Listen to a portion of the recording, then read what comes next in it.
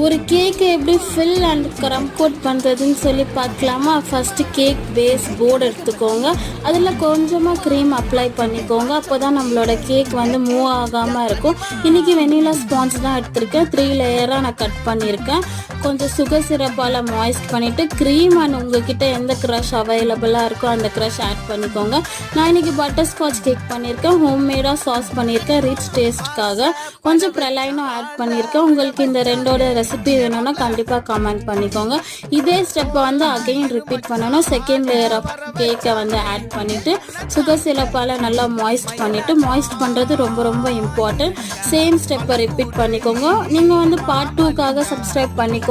இதே மாதிரி வீடியோ உங்களுக்கு வேணும்னா கமெண்ட் பண்ணுங்கள். ஒரு தின் லேயர் ஆஃப் வந்து க்ரீம் ஆட் பண்ணிவிட்டு க்ரம் கோட் பண்ணிக்கோங்க. க்ரம் கோட் பண்ணிவிட்டு ஃப்ரிட்ஜில் ஒரு 1/2 hour செட் ஆக விட்டுக்கோங்க. அப்போ தான் நம்மளோட கேக் வந்து சூப்பர் செட் ஆகி கிடைக்கும்.